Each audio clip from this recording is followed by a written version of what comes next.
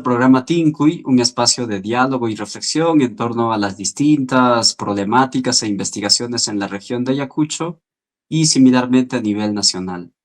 Este programa nace por iniciativa del Consejo Directivo Descentralizado de la región de Ayacucho del Colegio Profesional de Antropólogos del Perú. Hoy estamos en el mes de agosto, mes de la memoria, una fecha emblemática en Ayacucho porque se conmemora la entrega del informe final de la Comisión de la Verdad y Reconciliación y a su vez también ha sido establecido para hacer múltiples conmemoraciones.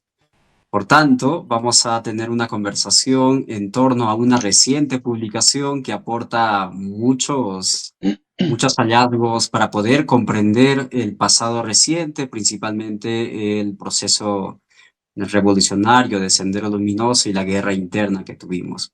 Nos referimos al libro Una revolución precaria, Sendero Luminoso y la guerra en el Perú de 1980 a 1992, publicado por el Instituto de Estudios Peruanos el 2023, cuya autoría pertenece a dos investigadores reconocidos con larga trayectoria, a Ponciano del Pino y Renzo Aroni Zulca. En esta ocasión vamos a conversar con Renzo. Hola, Renzo.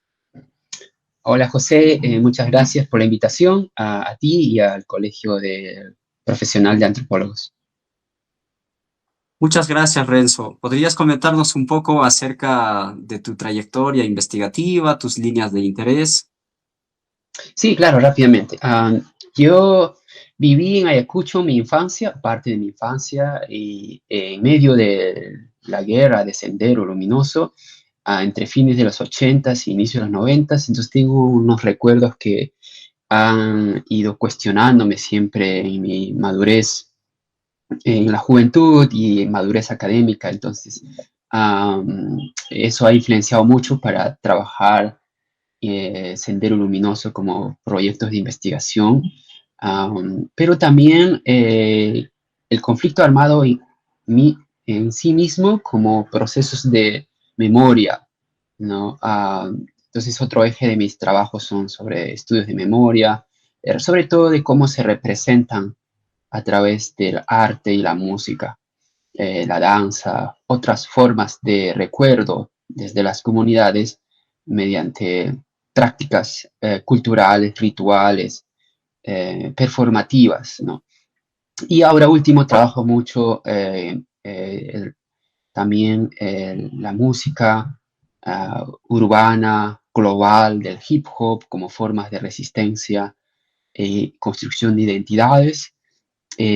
Hace poco salió mi artículo en National Geographic sobre el rap en quechua.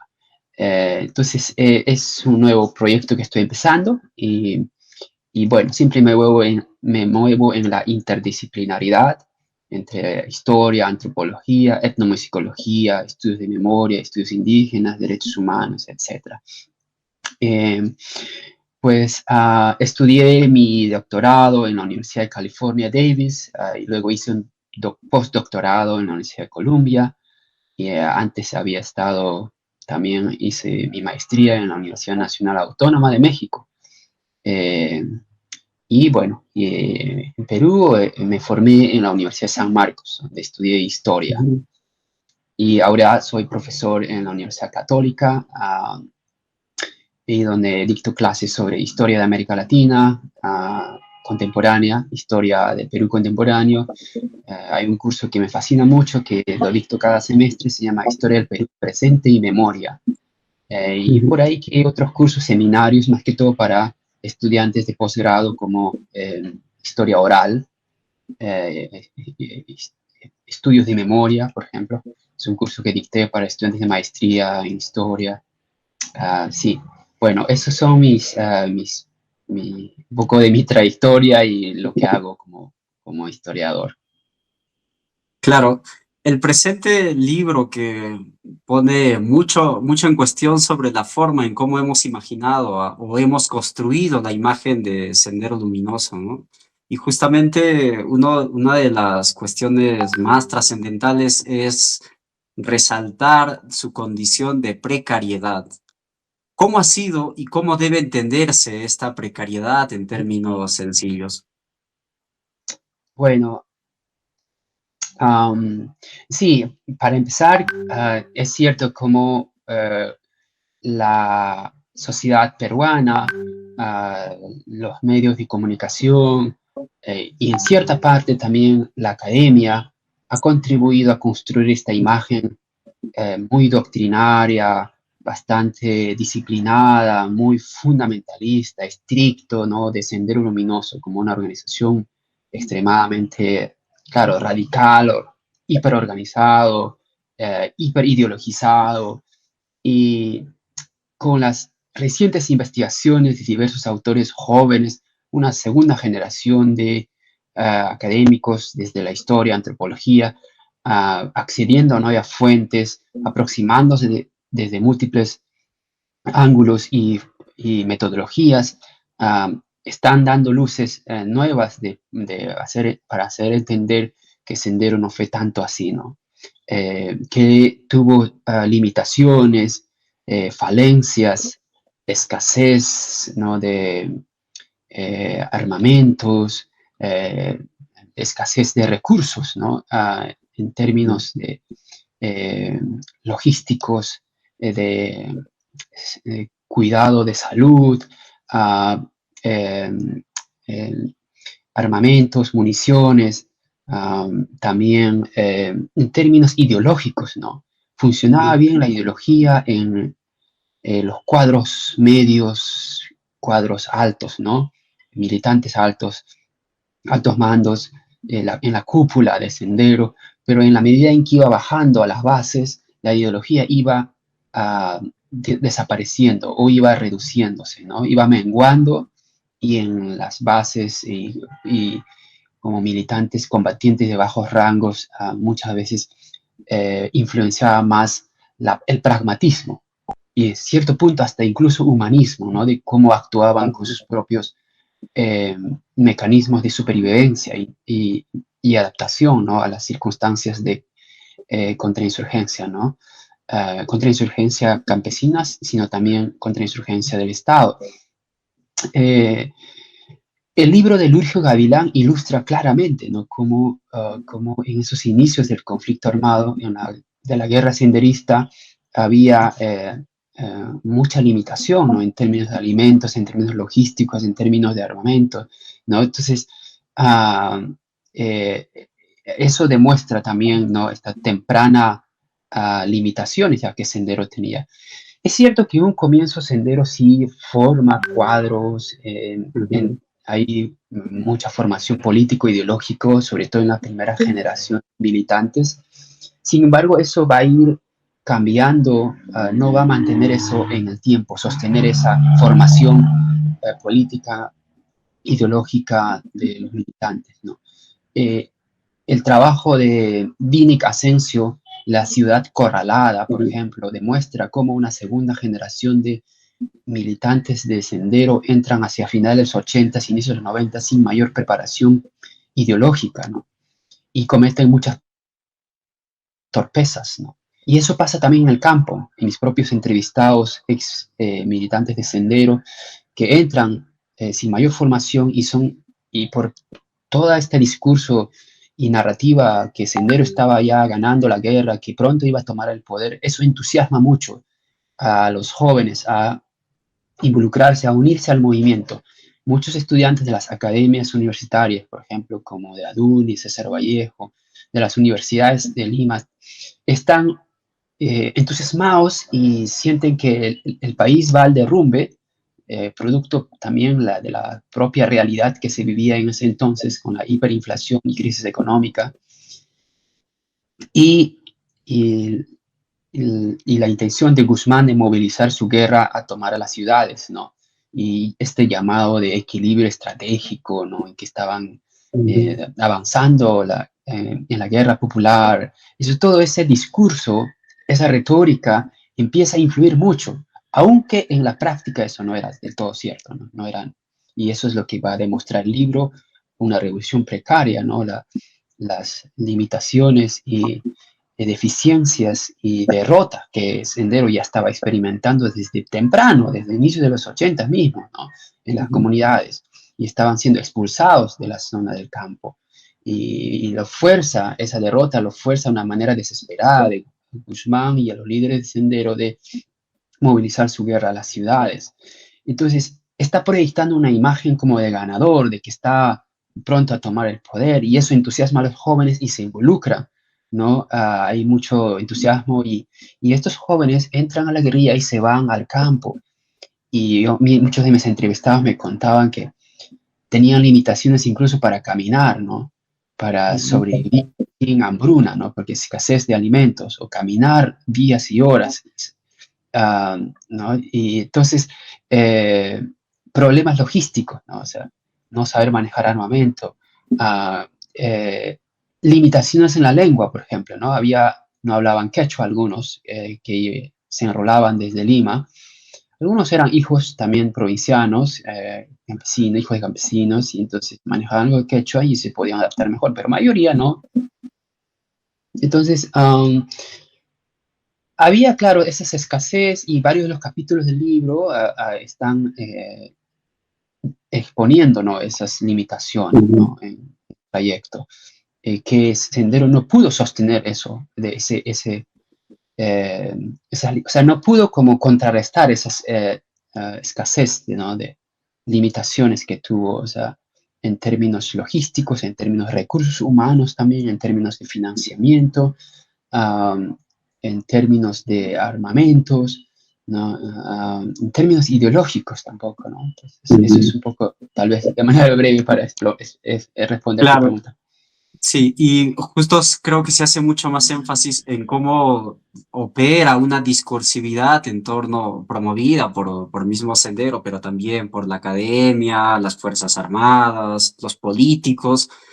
Pero a mí me hace como que mucho énfasis en cómo las comunidades ya en sus inicios del Sendero ya sabían que era un proyecto inviable, con muchas limitaciones y que por tanto no iba a trascender, ¿no? Entonces, ¿cómo debemos entender estas apuestas de la misma comunidad de comprender estos movimientos, ¿no? Armados, que en un primer momento guiados por la justicia social, el cambio, la distribución de la riqueza, una sociedad mucho más igualitaria, es bien acogida por las comunidades, pero sin embargo con el paso del tiempo y justamente con este quiebre ideológico, por ser bastante autoritario, no había mucho diálogo y negociación con las comunidades, empieza a fracturar y Sendero pierde a sus bases fundamentales de apoyo. Mm. Sí, no, definitivamente. Es muy cierto lo que dices. Sendero moviliza a las poblaciones campesinas, quechuas, indígenas, a través del discurso de justicia social, ¿no? Y de alguna forma las comunidades están también esperanzados de esta agenda tan postergada históricamente, ¿no? De acceder a necesidades básicos, a demandas históricas, ¿no? Por tierra, por uh, justicia social, pero a la vez también luchando contra las falencias de un Estado ausente en las comunidades, la corrupción de las autoridades, el abuso de ciertas personas, rezagos todavía que pueden haber quedado la experiencia de la lucha campesinas de los 60, 70, ¿no? Movilizaciones políticas por la tierra, ¿no? Hay demandas obviamente tan postergadas que puede movilizar, ¿no? De alguna forma cuando llega un discurso revolucionario, ¿no? De izquierda radical como lo es de Sendero, y que hay comunidades que lo toman, lo reciben de buena manera, ¿no? Um, y se suman, ¿no? A estas prácticas de hacer una lucha política radical, ¿no? Y eso va a ir cambiando tan pronto Sendero demuestra su lado más autoritario, ¿no? Eh, el detonante va a ser el asesinato de las mismas autoridades, reclutamiento forzado de los hijos de los campesinos. Eh, hay otros autores que han demostrado con estudios mucho más micro, sobre todo en la primera generación, como los trabajos de Ponciano Alpino, José Coronel, Orin Starr, Carlos Iván de Gregori. Sus trabajos han demostrado de cómo los factores que han implicado, ¿no? en por qué las comunidades se decepcionan de Sendero, ¿no? Y claro, tiene mucho que ver estas restricciones del acceso al mercado local, por ejemplo, ¿no? Creando como una suerte de economía autárquica en las comunidades. Eh, y eso era un tremendo error, ¿no? Porque históricamente estas comunidades mantienen vínculos, relaciones de intercambio económico, social, de compadrazgo, por ejemplo, ¿no? Entre comunidades, relaciones mucho más intrínsecas entre comunidades de valle, con las comunidades altoandinas ganaderas, ¿no? Hasta ahora yo acabo de volver de Ayacucho y siempre veo esas, en las zonas altoandinas las comunidades suelen bajar trayendo sus carnes, caballo, con llamas a la zona del valle para cambiar con productos de valle como maíz, ¿no? Maíz es un poco escaso en las comunidades más altoandinas, alpaqueras, ganaderas, ¿no? Entonces esas, hay esos vínculos, ¿no? Entonces de pronto cuando cierras esos circuitos económicos estás rompiendo, estás como yendo contra una estructura establecida, ¿no? De una economía basado, digamos, en estos intercambios intercomunales, ¿no? Um, Eso puede ser un factor, pero hay otros factores que tienen que ver mucho la propia radicalización y autoritarismo de estos jóvenes militantes de Sendero, ¿no? Entonces, eh, que, que los lleva a acciones muy brutales, ¿no? De asesinato, de amenaza, de intimidación. La gente se cansa, ¿no? La propia población se empieza a reaccionar, ¿no? Frente a, no se puede vivir así cotidianamente, ¿no? Entre medio de una intimidación. Y claro, como tú dices, no se podía negociar con Sendero, ¿no? Una organización muy radical, autoritaria, que impone, no te da una apertura a la negociación. Y eso es muy importante, ¿no? Porque en otros contextos, como en las FARC, por ejemplo, en Colombia, ah, otras guerrillas latinoamericanas han tenido un poquito más, un margen, digamos, de apertura de la negociación, ¿no? En Colombia, por ejemplo, durante la guerra civil, las guerrillas han tenido, digamos, han tratado de entender e incorporar la agenda local de las poblaciones indígenas mayas, por ejemplo. Pero en Sendero nunca hubo eso, ¿no? Las FARC de alguna forma intentaron controlar territorios, eh, negociar hasta cierto punto como intervenir en ciertos asuntos locales, ¿no? Pero no del todo controlar. Sendero quería controlar toda la comunidad con sus autoridades de comisarios, delegados, milicianos, quienes informaban además aquellos que estaban hablando mal del Sendero o que están actuando contra ellos. Entonces, y ahí empezaba a generar como una suerte de guerra entre los mismos campesinos, guerra entre los mismos prójimos, ¿no? Como diría Kim Taylor, ¿no? Entonces, eso hace que cree una situación de anormalidad, ¿no? Como una situación que nunca las comunidades habían pasado, ¿no? Como enemistarse hasta matarse entre ellos, ¿no? Entonces, eh, pienso que todos esos factores van a ir acumulando y cada comunidad tiene su diferente trayectoria, ¿no? De cómo van a responder a senderos. Es heterogéneo, es gradual en muchos casos, como expongo en mi capítulo, es gradual. Hay comunidades que empiezan con una respuesta rechazo más parcial, pasiva, a una confrontación más brutal, violenta, muchas veces desorganizada, ¿no? Con linchamientos a senderistas, emboscándolos, ¿no? Embriagándolos, dándoles de comer, recibirlos de buena manera y después los linchan. Y hay comunidades que desde un comienzo confrontan violentamente, ¿no? Como lo pasó en Wambo, en mi capítulo, por ejemplo, narro esa historia. eh, una semana después, ¿no? De lo que pasó en Uchurajay, ¿no? La comunidad Huambo linchó a 9 senderistas. Am, y bueno, entonces en Guaychao también, ¿no? El trabajo de Ponciano demuestra cómo en Guaychao había también esas primeras respuestas violentas, ¿no? De linchamiento contra Sendero, ¿no? Ya, en Saxamarca también, Bucaramanga también, por ejemplo. claro. Entonces una cadena Ujú, de rebeliones que están deteniendo, ¿no? Y ahí se nota ya el comienzo, ¿no? De la derrota de Sendero. Desde ahí ujú.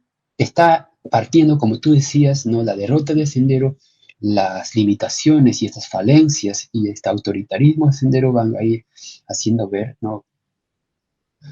Eh, una revolución que pretendía ser campesina, una revolución campesina contra el Estado, terminó siendo una suerte de una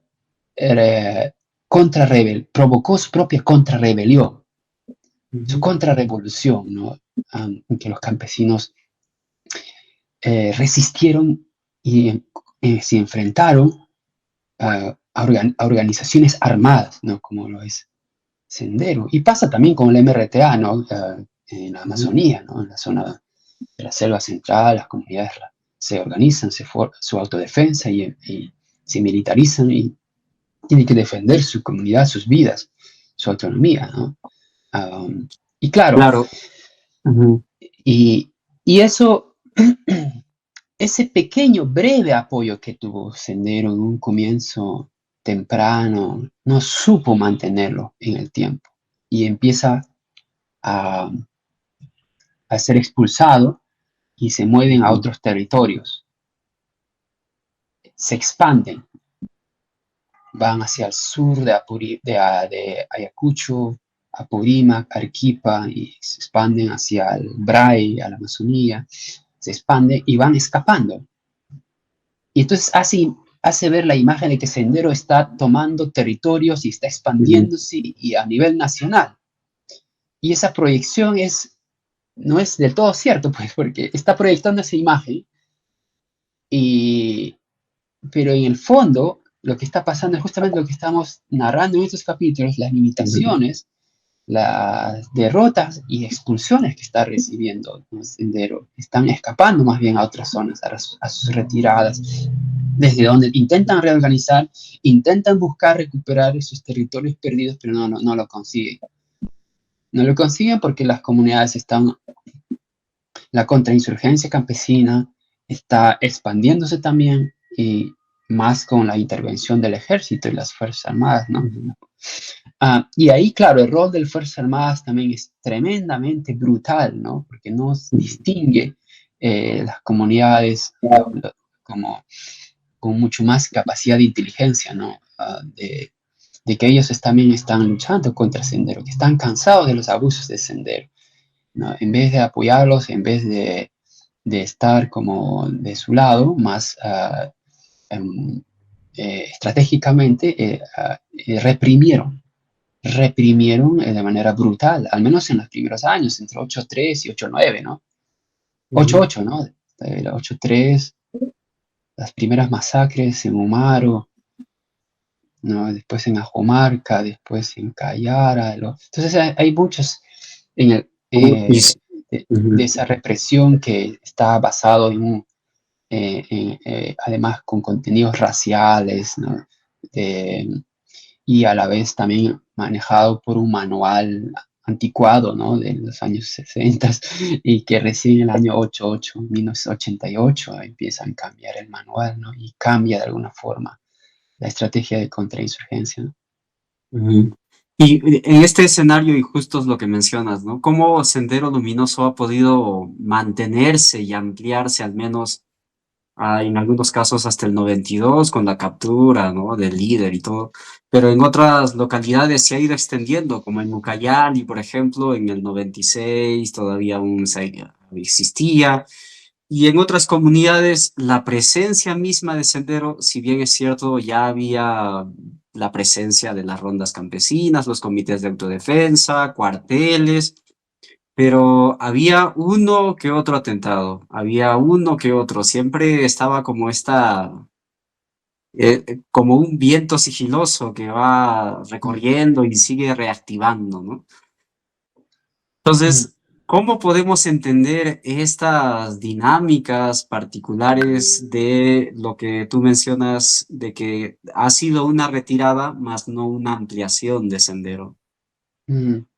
Sí, bueno, lo hace a través de acciones armadas, ¿no? Como dices, atentados, Ujú, emboscadas, ah, y claro, acciones que lo van ah, desarrollándolo en el proceso de movilidad, ¿no? Como de escape, salida, refugio en las retiradas, y desde ahí se reorganizan, vuelven a operar, hacen acciones más y trabajo político mínimo, cada vez mínimo, porque no pueden sostener, ¿no?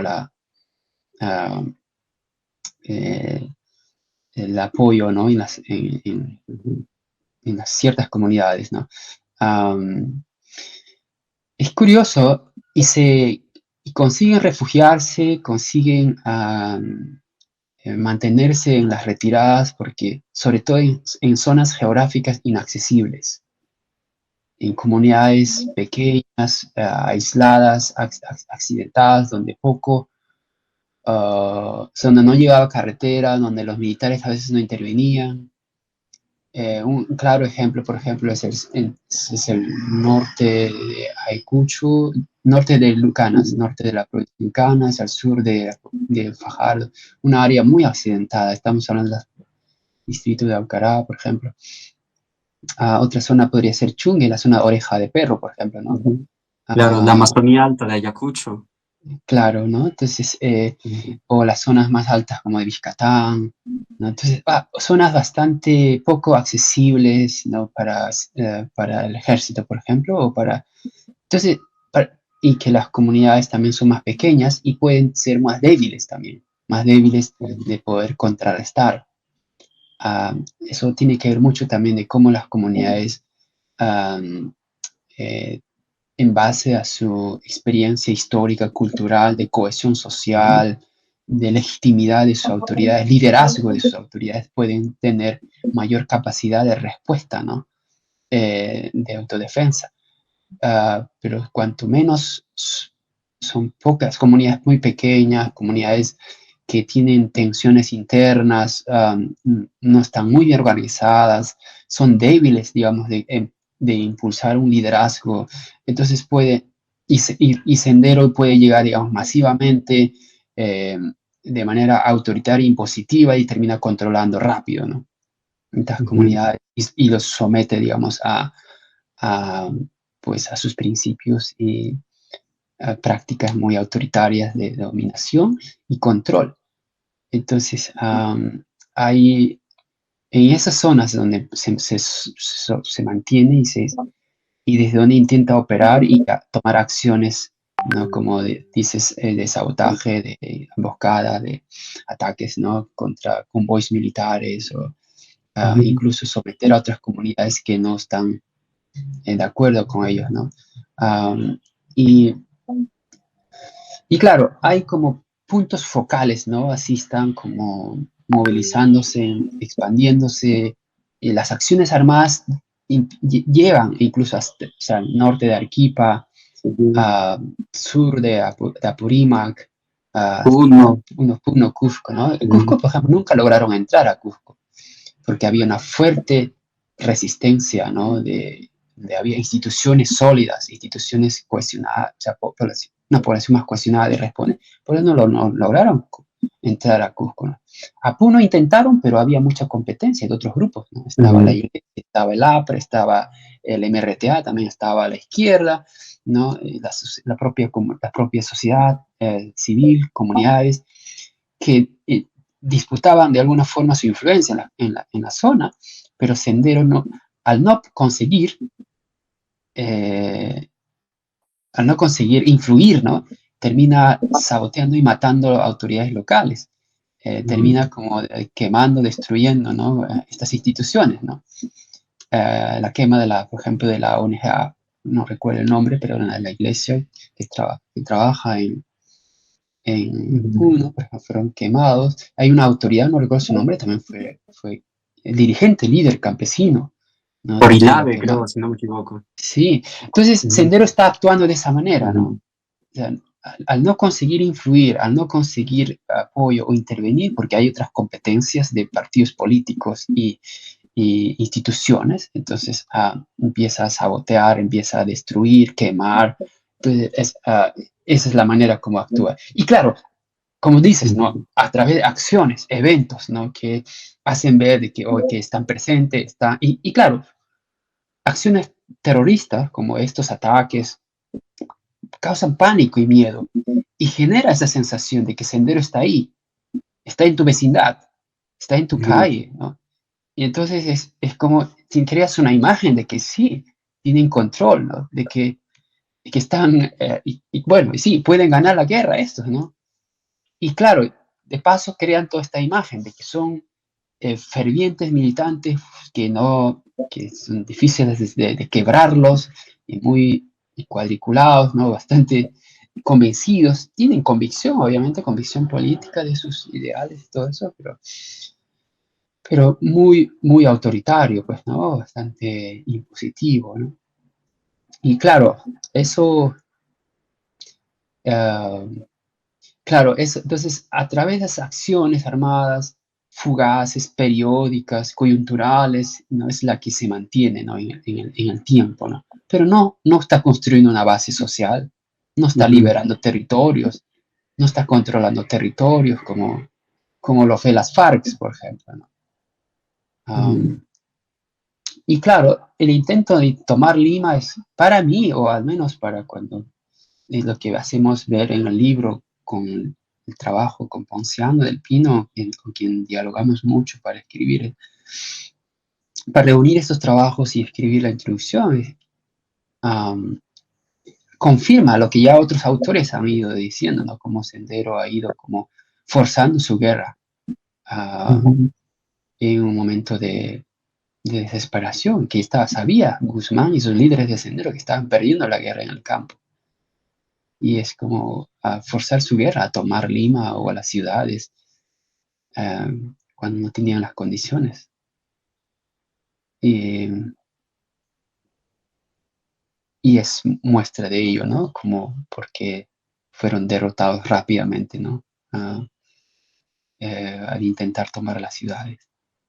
Claro, Y claro, y justo es también uno de los aspectos que destacan dentro del libro es cómo las mismas Fuerzas Armadas han ido más bien instaurando esta imagen presente de Sendero dentro de las localidades, ¿no? Al hacer, por ejemplo, los interrogatorios a las personas que venían, de terruquear a las personas, de asociar con terroristas o militantes de Sendero a los mismos campesinos, bajo lógicas de racismo y discriminación. En todo este proceso hay algunas experiencias que describen sobre conflictos intercomunales donde las mismas localidades, ¿no? Calificaban a otras comunidades que tenían riñas por territorio diciendo de que eran parte, ¿no? Cuando en algunos casos no lo eran. Entonces, en estas complejidades y en estas realidades de cómo se vivía la cotidianidad, la guerra, en la actualidad, ¿cómo sigue presente estos estigmas, estos miedos en el campo ayacuchano? ¿Cuál es este rótulo que ha quedado de Sendero en la vida cotidiana de la comunidad? claro, sí, la sombra de Sendero siempre es usada políticamente, ¿no? En cada coyuntura política electoral, sobre todo en que vivimos. am, y es aberrante a veces, ¿no? Ah, como un arma política para restringir o denigrar al sector más pensante y crítico de la sociedad peruana, ¿no? Y este discurso de terruqueo, ¿no? Tiende a ser, tiende a tener ese propósito, ¿no? De destruir al, no al enemigo, o sea, se crean un enemigo obviamente para sostenerse en el poder y mantener sus privilegios, ¿no? Entonces hay un uso político de la memoria y propiamente de Sendero, ¿no? Y para mantener a Sendero como un enemigo interno, ¿no? Ujú, Y vincularlas con todas formas de ejercicio político de protesta, de inteligente, ¿no? Como lo hace, como hemos pasado recientemente, ¿no? Entonces hay como vincular todo, criminalizando las protestas, como terruqueando, ¿no? A todos aquellos que se manifiestan públicamente o alzan su voz para hacer crítica a la represión, a la violencia del Estado también, ¿no? Y eso hace que ah, em, creo que sí, en los últimos años y donde se ha usado de la manera más extrema estos discursos de terruquear, ¿no? De vincular con Sendero cualquier iniciativa de protesta o de crítica social contra ah, el régimen actual o ah, ujú. a las constantes formas de violencia al Estado, ¿no? Y racismo a la vez, ¿no? Um, Pienso que a la vez hay, se está normalizando esta práctica Ujú. y Sendero ya no está presente, o sea, Sendero ha sido derrotado políticamente, militarmente, aunque tal vez sí ideológica y políticamente están presentes, pero quedan tan pocos aquellos, tan poquísimos que aquellos que intentan todavía mantener la historia oficial de Sendero, ah, mm, hablar con demasiado respeto de su líder, Abimael Guzmán, a honrar su memoria. Es un grupo extremadamente pequeño que no está más por la lucha armada o por tomar las armas, ¿no? Están en otra cosa, están rehaciendo sus vidas, reconstruyendo sus vidas después de pasar años en la prisión, Ujú.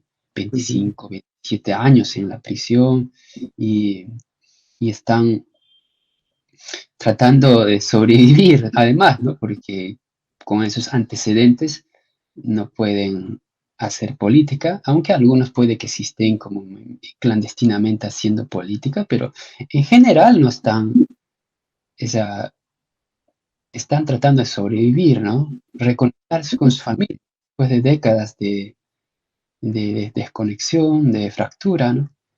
Am, y vienen más trabajos justamente que están explorando estos niveles más íntimos de Ujú. experiencia, de las motivaciones, de por qué estos jóvenes, hoy adultos ya, muchos ya tercera edad, ¿no?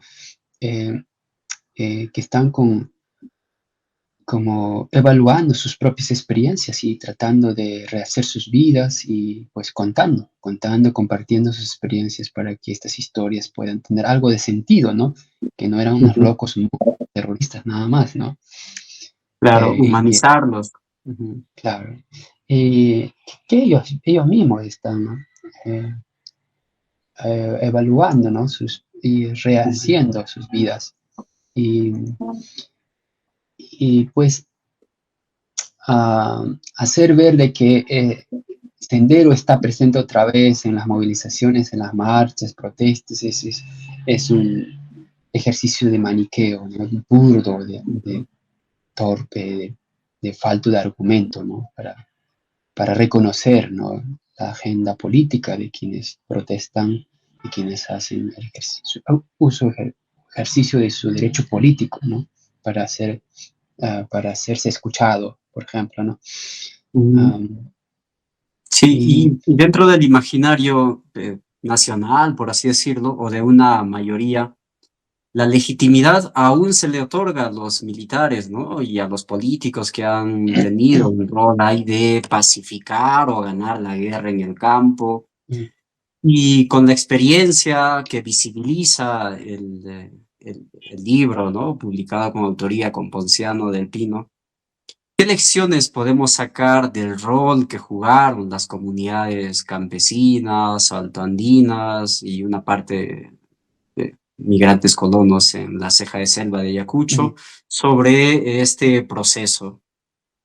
Sí, no, las comunidades tuvieron un rol importante, ¿no? Y creo que con los estudios micro que demostramos en el libro, tanto en la zona andina como en la ceja de selva, por ejemplo, en BRAE, o sea, demuestran cómo estas comunidades eh, tienen agencia política, ¿no? Y la tuvieron siempre. Nada más que en este contexto de la guerra tomaron acciones mucho más decisivas y confrontacionales para sobrevivir y proteger sus comunidades, ¿no? Y por supuesto, como decía al comienzo, cada una de estas comunidades tuvieron diferentes trayectorias, de respuesta, ¿no? De reorganizarse, organizarse también, ¿no? Entonces tú ves como diversas dinámicas de resistencia, tanto entre las propias comunidades contra la violencia y contra Sendero Luminoso. Contra la violencia me refiero ya en general, tanto la violencia de las Fuerzas Armadas como del Estado, como la violencia de Sendero, ¿no? Pero particularmente contra Sendero Luminoso, ¿no? Entonces Ujú. hay resistencias que van a ir avanzando gradualmente de acuerdo a cómo las comunidades se organizan, construyen liderazgo, eh, expulsan a estos senderistas o forzan a que los traicionen a sus camaradas. Entonces hay diversas dinámicas de negociación interna también en estas comunidades hasta conseguir una cohesión mucho más confrontacional, fuerte y aliándose con otras comunidades, ¿no?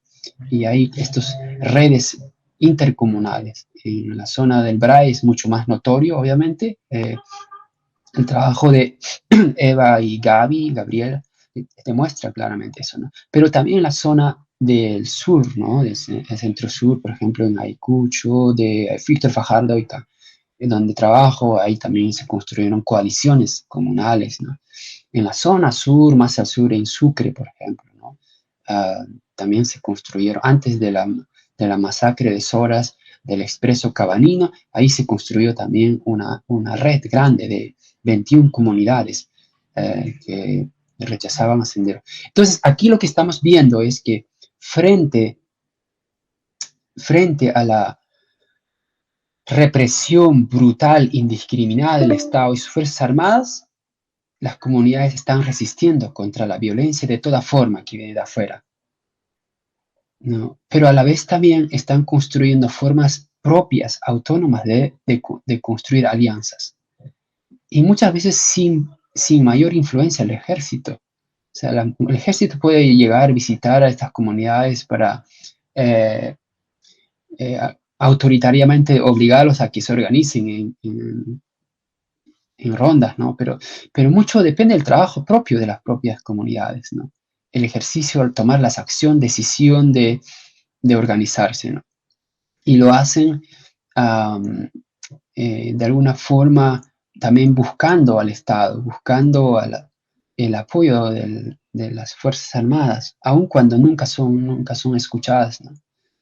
Yo recuerdo mucho de mi trabajo campo en Huambo, muchas de estas comunidades, sobre todo Huambo, empieza a mandar memorandos, solicitudes, oficios al gobierno, ¿no? Al presidente Belaúnde, a los ministerios del Interior, Ministerio de Defensa, a las bases militares, están enviando memorandos, oficios, pidiéndoles que patrullen por sus comunidades, que les envíen, que instalen un puesto policial, que están luchando contra Sendero, que están siendo atacados muchas veces ya por Sendero y que están resistiendo, pero nunca son escuchados, ¿no?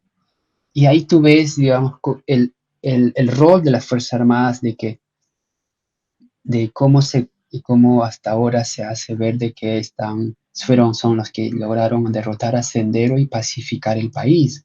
Creo que los primeros que derrotaron a Sendero son estas comunidades, son estos campesinos, quechuas, nativos amazónicos, y que no solo derrotaron a Sendero, sino también pacificaron. Y bajo la idea de pacificación, diferente a la pacificación autoritaria de Fujimori, ah, diferente de esa pacificación autoritaria y represor y además con todas esas políticas de arrepentimiento y todo eso eh, que se dio en los 90, pero estas comunidades construyeron además una forma de orden interno, que es el otro eje de nuestro trabajo en el libro, ¿no?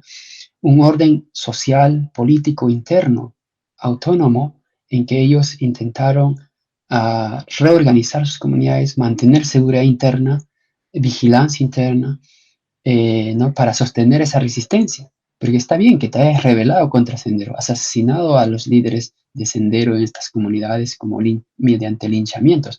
Ya estás en contra, pero ¿cómo sostienes esa resistencia en el tiempo, ¿no? Ellos lograron ser exitosos en ese sentido. A diferencia de Sendero, que no pudo mantener el apoyo, las comunidades sostienen su resistencia a través de estas redes intercomunales, de coaliciones multicomunales y también buscando alianza con el Estado y la Fuerza Armada, negociando, buscando, aun cuando no hay respuesta, ¿no? Aun cuando el Estado sigue reprimiendo y si los considera todavía como zonas rojas que están con Sendero y tienen miedo, no patrullan por sus comunidades, pero estas comunidades están están construyendo, ¿no? Esta forma de orden social interno, ¿no? Regulando la vida cotidiana, normando la vida del día a día, ¿no? Y, y luego de sostener esa resistencia en el tiempo, después de la desaparición, expulsión de Sendero, también empiezan paralelo construir, reconstruir sus comunidades. Y de ahí todo este discurso desarrollista también emerge, ¿no? De desarrollo y todo eso. Pero hay algo también que tenemos que tener en cuenta, que parte de ahí mi trabajo, como la de Ponciano en el libro, demuestra de cómo esta lucha contra Sendero, contra insurgente, también trae el rol interno de estas comunidades, de estos campesinos, que también cometieron acciones de terror civil contra sus propios prójimos, ¿no? Ah, eh, y ahí me refiero a cómo construyen una narrativa también de pacificación, de derrota de Sendero, vencedores, todo eso, pero a la vez también están silenciando sus propios crímenes, ¿no? Sus propias acciones, como um, que, que, enfrentaron o mataron a sus propios vecinos, ¿no? A sus propios compoblanos que eran del enemigo o que estaban con el enemigo, que es con Sendero. Y, y también silencian su vínculo inicial con Sendero. Eso no, o sea, construyen una narrativa que va negando todo tipo de vínculo con Sendero. Y mi trabajo, por ejemplo, demuestra cómo un ex miliciano de Sendero llega a liderar la comunidad, cambiándose de posición, organizando la comunidad contra Sendero. En un comienzo era militante, o sea, miliciano de Sendero, pero después las circunstancias dinámicas locales hacen que él ahora cambie y termine ahora del lado de la comunidad y enfrentando a Sendero, organizando, liderando la comunidad contra Sendero.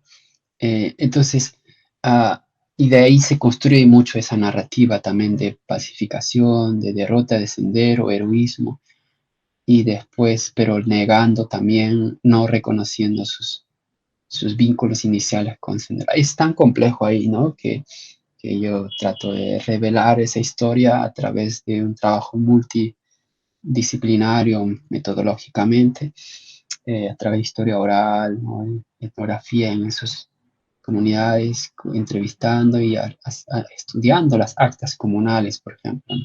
Las actas comunales donde cuentan historias de estas coaliciones multicomunales contra Sendero, pero que no narra esas experiencias iniciales con Sendero, ¿no? De vínculo, de complicidad, de colaboración con Sendero, ¿no? Entonces, no es homogéneo, en pocas palabras lo quiero decir, es que no es homogéneo tampoco estas resistencias, ¿no?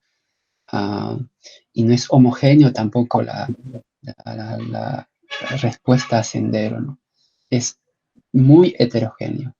diverso. Y Claro, esa es la claro. riqueza de cómo estas comunidades han sobrevivido, ¿no? Ujú, Hay un concepto que me gusta mucho de Ponciano que recoge muy bien, capta muy bien cómo los campesinos teorizan su experiencia, su participación política en esta guerra, que es el tiquiracui, ¿no? ¿No? ujú, De cambiarse de posición, de toma de posición, ¿no? En un contexto de álgido de la guerra, en que para sobrevivir tienen que cambiar de posición y cómo tienen que mantener esa posición a costa de matar a tu propio prójimo, que toda la comunidad esté del lado de la comunidad y no de nadie descender, y que tienen que ujú, expulsar a aquellos que todavía apoyan a Sendero. Entonces, todo eso es como una lucha interna que se está dando en cada comunidad, ¿no? Negociación, cohesión, dinámicas propias que están surgiendo, que están dándose dentro de la comunidad, pero también dinámicas diversas entre estas comunidades con Sendero, con el ejército y en la zona del Bray con el narcotráfico también, porque el ujú. narcotráfico en Bray es interesante, ¿no? En otros contextos sería que el narcotráfico está a, a, apoyando a la insurgencia, ¿no? Y de hecho, en caso de Sendero, o sea, uh, narcotráfico financia también a Sendero, ¿no? Uh, es parte de los recursos que recibe, ¿no? Ujú. Pero en el BRAE, el narcotráfico está apoyando a la contrainsurgencia de la autodefensa, ¿no? Para que compren armas. Los Ujú. comités de autodefensa de la zona del BRAE están comprando armas con el apoyo del narcotráfico. Entonces ahí el narcotráfico financia la contrainsurgencia. Entonces hay dinámicas diversas, ¿no? Ujú. Y también hay comunidades que están próximas a las bases militares, donde se instalan las bases militares, las comunidades, sobre todo en los comienzos, ¿no? Se empieza a militarizar mucho y se empieza a unir en comunidades únicas como eh, paramilitares, ¿no? Intentan construir eso, sobre todo la Marina, el ejército en Guanta, la Mar, intenta construir ese tipo de relación, ¿no? También muy autoritaria e impositiva, ¿no? Y militarizando estas comunidades. Y donde sí, las rondas se militarizan y empiezan a matar, cometer mucho terror, ¿no? Civil también.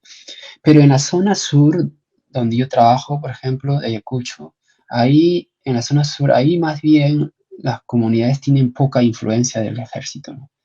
Las comunidades llegan a visitar, el ejército llega a visitar a estas comunidades, pasa una vez así, pero es más la propia autonomía de estas comunidades, de cómo están cansados del abuso y autoritarismo, intimidación, amenazas de estos senderistas que empiezan a organizarse y se sienten cansados y empiezan a organizarse y rechazar, ¿no? Y buscar el apoyo de las Fuerzas Armadas, ¿no? Sendero crea su propio rechazo, ¿no? Ujú. Y logra conseguir ese apoyo, Claro. mantener ese apoyo inicial, ¿no? Sí, en realidad el panorama es bastante complejo como nos detallas, ¿no? Y más aún que ahora, por ejemplo, los procesos de restitución de restos y la búsqueda de personas desaparecidas, al regresar el desaparecido a las comunidades, se genera toda una dinámica y se nuevamente se revive estos de quiénes han sido las personas militantes, quiénes han hecho el Tigracu, y hay todavía todo un dilema dentro de las comunidades. Muy interesante, muchas gracias Renzo. Les invitamos a que puedan leer una lectura muy importante para poder comprender las complejidades que van más allá de los discursos y que nos revelan esta precariedad de Sendero Luminoso, de cómo no tuvo la capacidad de leer a sus bases de apoyo que vendría a ser las comunidades campesinas con una larga lucha política, histórica y con agencia política. Gracias, Renzo, muy amable. Este Muchas libro gracias. que hemos hablado compila 7 trabajos, ¿no? Muy importantes que van abordando desde distintas dimensiones en distintos lugares, ¿no? Les recordamos también que este programa nace del Colegio Profesional de Antropólogos del Perú con la finalidad de difundir los trabajos. Hasta otra oportunidad, Renzo, Tupananchikama. Tupac Kama, muchas gracias.